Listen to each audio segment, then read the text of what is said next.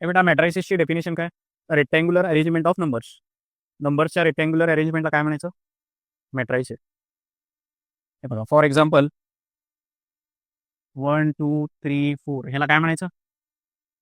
Row of numbers म्हणायचं. ह्याला काय म्हणायचं? कॉलम ऑफ नंबर्स म्हणायचं. बरोबर का? आणि असा जर नंबर लिहिलं याला काय म्हणायचं? ठीक आहे. या रेक्टँग्युलर अरेंजमेंटला काय म्हणायचं? मॅट्रिक्स म्हणायचं. काय करायचं या रेक्टँग्युलर अरेंजमेंटचं? कशासाठी करायचं हे? आता फॉर एक्झाम्पल 3 जणांचं इन्फॉर्मेशन आहे. 3 जणांचं टेस्टचे मार्क आहेत फॉर एक्झाम्पल. 3 विषयाचे आहेत अजून. फॉर एक्झाम्पल ए, बी आणि सी नावाचे 3 जण आहेत. ए, बी, सी नावाचे 3 लोकं आहेत. त्यांचे फिजिक्स, केमिस्ट्री, मॅथ्स मॅथ्सचे मार्क्स कॉम्प्युटरमध्ये फीड करून ठेवायचे. बरोबर, स्टोअर करायचं असेल. कॉम्प्युटरला इनपुट म्हणून द्यायचं असेल काहीतरी एनालिसिस करायला, तर कॉम्प्युटरला इनपुट देण्यासाठी इन्फॉर्मेशन आपण मॅट्रिक्स फॉर्ममध्ये देतो. ठीक आहे. कॉम्प्युटरला इन्फॉर्मेशन मॅट्रिक्स फॉर्ममध्ये आपण देतो आणि कॉम्प्युटर काय करतो? मॅट्रिक्स फॉर्ममध्येच इन्फॉर्मेशनला स्टोअर करतो. एनालिसिस करत असताना सुद्धा मॅट्रिक्स फॉर्ममध्येच इन्फॉर्मेशन घेतो. तर मॅट्रिक्स म्हणजे काय? Rectangular arrangement of numbers. हे बेटा ह्याला काय म्हणायचं? याला काय म्हणायचं? याला काय म्हणायचं? रो म्हणायचं. याला काय म्हणायचं? याला म्हणायचं ठीक आहे. याला काय म्हणायचं? कॉलम. याच्यामध्ये किती रो आहेत? 3 रो आहेत. याच्यामध्ये किती कॉलम आहेत? 3 कॉलम आहेत. तर हे झालं तुमचं ऑर्डर ऑफ मॅट्रिक्स. काय झालं? Order of matrix. Order of matrix म्हणजे काय? 3 × 3 केलं तर किती येते? 3 × 3 9 येते. ह्याच्यामध्ये 9 एलिमेंट्स आहेत. बरोबर का?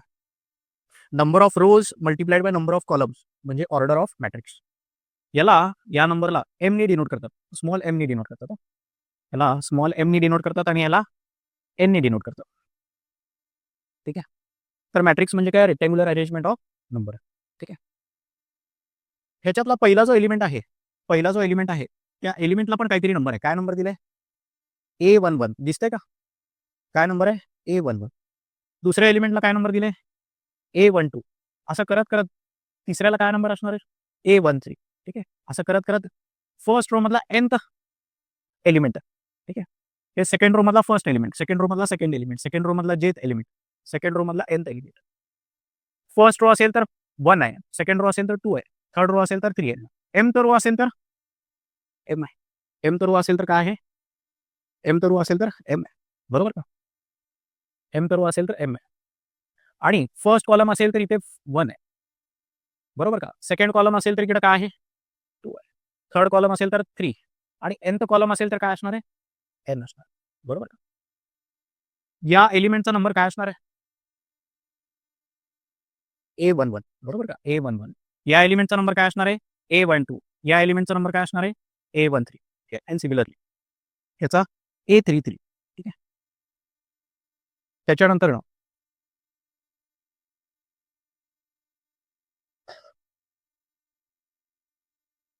ठीक आहे. टाइप्स ऑफ मॅट्रायसिस बघू आपण. टाइप्स ऑफ मॅट्रायसिसमध्ये फर्स्ट आहे रो मॅट्रिक्स. रो मॅट्रिक्स म्हणजे काय? हे बघा, एकच रो आहे. एकच रो आहे इकडे. या मॅट्रिक्समध्ये किती रो आहेत? एकच रो आहे. इथे पण एकच रो आहे. एक रो आहे, 2 कॉलम आहेत. एक रो आहे, 3 कॉलम आहेत. एकच रो असेल मॅट्रिक्समध्ये तर त्याला काय म्हणायचं? Row matrix. एकच कॉलम असेल तर कॉलम मॅट्रिक्स म्हणायचं. ठीक आहे.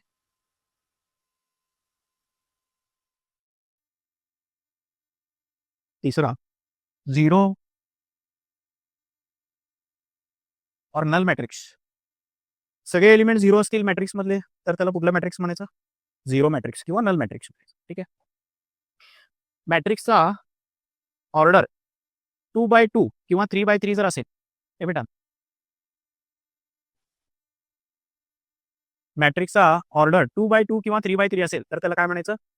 स्क्वेअर मॅट्रिक्स म्हणायचं. त्याच्यानंतर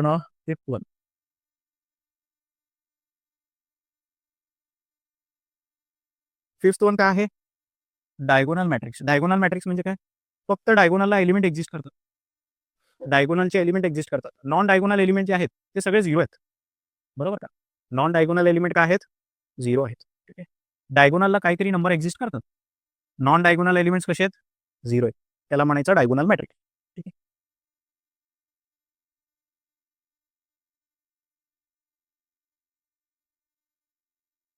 बेटा त्याच्यानंतर ना स्केलर मॅट्रिक्स म्हणजे काय? एक स्क्वेअर मॅट्रिक्स आहे आणि डायगोनलला सेम नंबर्स आहेत, 5 -2 डायगोनलचे एलिमेंट सगळे आयडेंटिकल आहेत, सेम आहेत. तर त्याला कुठला मॅट्रिक्स म्हणायचा? स्केलर मॅट्रिक्स म्हणायचं. ठीक आहे. युनिट मॅट्रिक्स म्हणजे काय? युनिट मॅट्रिक्स, आयडेंटिटी मॅट्रिक्स म्हणजे काय? युनिट किंवा आयडेंटिटी मॅट्रिक्स म्हणजे काय? डायगोनलचे एलिमेंट्स 1 आहेत. डायगोनलचे एलिमेंट कसे आहेत? 1 आहेत. आणि नॉन डायगोनल एलिमेंट कसे आहेत? 0 आहेत. बरोबर का? आता हा जो युनिट मॅट्रिक्स असतो तो स्क्वेअर मॅट्रिक्स असतो. बरोबर का? म्हणजे 2x2 चाच असायला पाहिजे किंवा 3x3 चाच असायला पाहिजे. ह्याला आपण आयडेंटिटी मॅट्रिक्स पण म्हणतो. ह्याला आयडेंटिटी मॅट्रिक्स पण म्हणतो. ठीक आहे.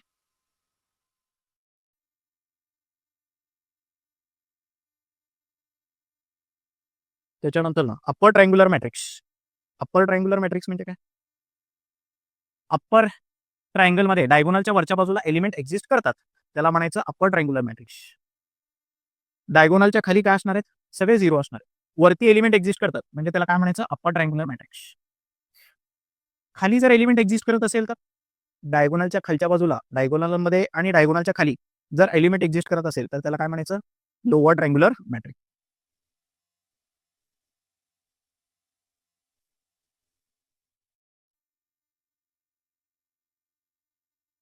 हे बेटा ट्रायंग्युलर मॅट्रिक्स कुणाला म्हणायचं? आयदर एकतर ते अप्पर ट्रायंग्युलर असायला पाहिजे किंवा लोअर ट्रायंग्युलर असायला पाहिजे, त्याला ट्रायंग्युलर मॅट्रिक्स म्हणायचं. सिमेट्रिक मॅट्रिक्स कुणाला म्हणायचं? Along the diagonal, along the diagonal म्हणजे डायगोनलच्या अपोजिट साईडला एलिमेंट सेम आहे. इकडे एच आहे तर इकडे पण एच आहे, इकडे जी आहे तर इकडे पण जी आहे, इकडे एफ आहे तर इकडे पण एफ आहे. बरोबर ना? डायगोनलच्या अपोजिट साईडला एलिमेंट सेम असतील तर त्याला काय म्हणायचं? सिमेट्रिक मॅट्रिक्स म्हणायचं.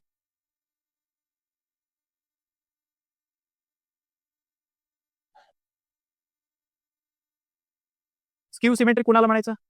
डायगोनलच्या अपोजिट साईडला एलिमेंट सेम आहेत, नंबर सेम आहेत, पण त्यांची साईन वेगळी आहे. एकीकडे फाय असेल तर दुसरीकडे -5. एकीकडे -7 असेल तर दुसरीकडे 7 आहे. इथे 4 आहे तर इथे -4 आहे. इथे 5 आहे तर इथे -5. ठीक आहे. त्याच्यानंतर ना डिटर्मिनंट ऑफ अ मॅट्रिक्स. मॅट्रिक्सची एक व्हॅल्यू आपण फाइंड आउट करू शकतो. त्या मॅट्रिक्सचा आणि त्या व्हॅल्यूचं काही रिलेशन नाही आहे. बरोबर का? पण त्या मॅट्रिक्सची एका पद्धतीने, एका टिपिकल वेनी व्हॅल्यू कॅल्क्युलेट करू शकतो. त्याला म्हणायचं determinant of a matrix. Determinant of matrix 2x2 चा आणि 3x3 चा आपण बघितलं बघा. कसं कॅल्क्युलेट करायचं? 2x2 चा डिटर्मिनंट कसा कॅल्क्युलेट करतो? या मॅट्रिक्सचा डिटर्मिनंट कसा कॅल्क्युलेट करायचं? 1 आणि 4 चा मल्टिप्लिकेशन करायचं. 1 आणि 4 चा मल्टिप्लिकेशन करायचं. 1 इंटू 4 मायनस काय करायचं? 3 इंटू -5. बरोबर का? 1 4 जा 4 आणि मायनस इंटू मायनस प्लस 3 5 जा 50. तर या मॅट्रिक्सची व्हॅल्यू किती येते? 19 येते. डिटर्मिनंट ऑफ मॅट्रिक्स किती येते? 19 आहे. ठीक आहे. 11th स्टँडर्डमध्ये अजून काय आहे का? ते सगळं 11th स्टँडर्ड आहे. सिंग्युलर मॅट्रिक्स हे खूप महत्त्वाचं आहे बघा, आपल्याला लागणार आहे सिंग्युलर मॅट्रिक्स. सिंग्युलर मॅट्रिक्स कुणाला म्हणायचं? एखाद्या मॅट्रिक्सचा डिटर्मिनंट जर 0 येत असेल तर त्याला काय म्हणायचं? सिंग्युलर. थोडंसं नाव वेगळं आहे बघा. व्हॅल्यू 0 येते पण त्याला नाव काय आहे? Singular matrix. एका मॅट्रिक्सच्या डिटर्मिनंटची व्हॅल्यू 0 येत असेल तर त्याला काय म्हणायचं? Singular matrix. एका मॅट्रिक्सच्या डिटर्मिनंटची व्हॅल्यू 0 येत नसेल तर त्याला म्हणायचं नॉन सिंग्युलर मॅट्रिक्स. काय म्हणायचं? Non singular matrix.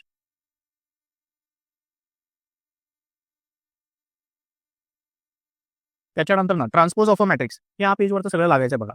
Symmetric matrix, त्याच्यानंतर कुठलं होतं आता?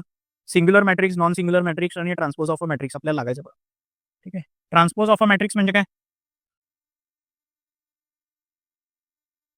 क्लिअर ऑल कसं करत होतो आपण? 20. ठीक आहे.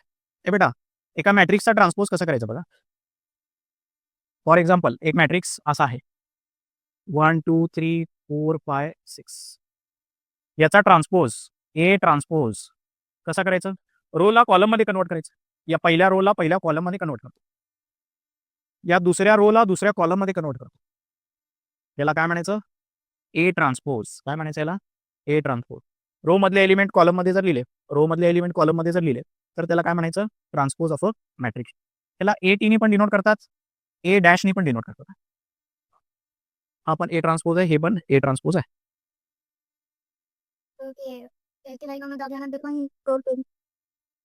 म्हणजे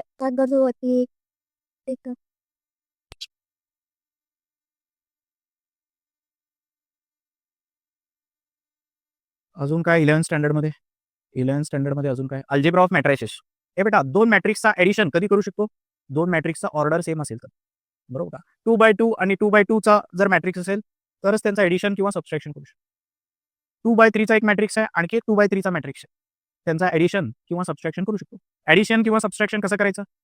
करस्पॉन्डिंग एलिमेंटचा काय होतो? ॲडिशन होतो. करस्पॉन्डिंग एलिमेंटचा काय होतो? सबट्रॅक्शन होतो. करून दाखवतो. फॉर एक्झाम्पल, ए नावाचा मॅट्रिक्स आहे. 1 2 3 4 आणि बी नावाचा मॅट्रिक्स आहे. 5 6 7 8. यांचा ॲडिशन कसा करायचं? ए प्लस बी. करस्पॉन्डिंग एलिमेंटचा काय होतो? ॲडिशन होतो. 1 + 5 6, 2 + 6 8, 3 + 7 10, 4 + 8 12. आणि सिमिलरली सबट्रॅक्शन होतो. तर कंडिशन काय आहे ॲडिशन करण्यासाठी? ॲडिशन किंवा सबट्रॅक्शन करण्यासाठी ऑर्डर सेम पाहिजे. हा 2x2 चा असेल तर हा सुद्धा 2x2 चा असला पाहिजे. इक्वॅलिटी ऑफ मॅट्रायसेस म्हणजे काय? 2 मॅट्रिक्स इक्वल असतील, मॅट्रिक्स ए आणि मॅट्रिक्स बी इक्वल आहे, याचा अर्थ काय? या मॅट्रिक्सचा ऑर्डर आणि या मॅट्रिक्सचा ऑर्डर सेम असणार आहे आणि करस्पॉन्डिंग एलिमेंट पण सेम असणार आहे. 1 2 3 4 1 2 3 4. मग ह्याचा यूज काय आहे? एखादी व्हॅल्यू इकडची माहिती नसेल, हा फॉर एक्झाम्पल हा आहे एक्स, हा आहे वाय, तर इक्वॅलिटी ऑफ मॅट्रायसेसची प्रॉपर्टी यूज करून एक्सची व्हॅल्यू काय म्हणायची? एक्सची व्हॅल्यू किती म्हणायचं? एक्सची व्हॅल्यू 2 आहे. एक्सची व्हॅल्यू 2 आणि वायची व्हॅल्यू काय? 4 आहे. 2 मॅट्रिक्स इक्वल आहे, त्याचा अर्थ काय? दोघांची ऑर्डर पण सेम आहे आणि करस्पॉन्डिंग एलिमेंट सुद्धा सेम आहे. मॅट्रिक्स मल्टिप्लिकेशन बघूया आपण. फॉर एक्झाम्पल, ए मॅट्रिक्स आहे 1 2 3 4 आणि बी मॅट्रिक्स आहे 3 4 2 1.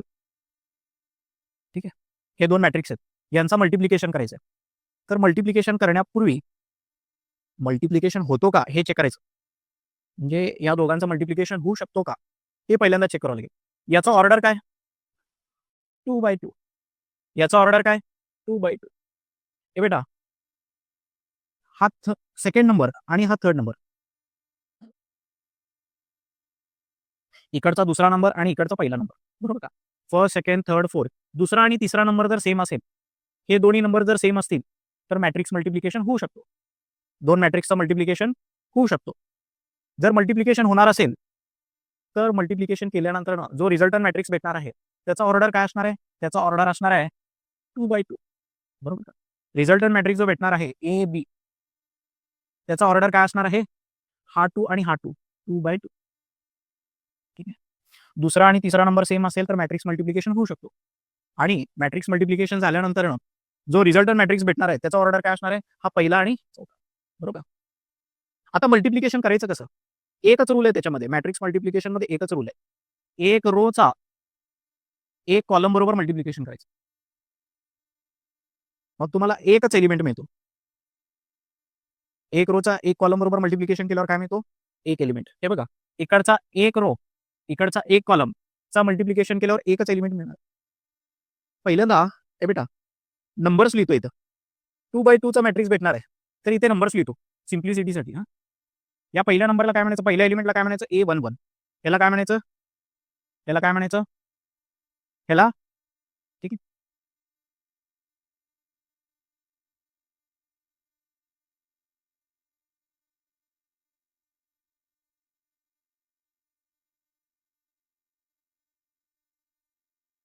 ए बी याचं मल्टिप्लिकेशन कसं होईल?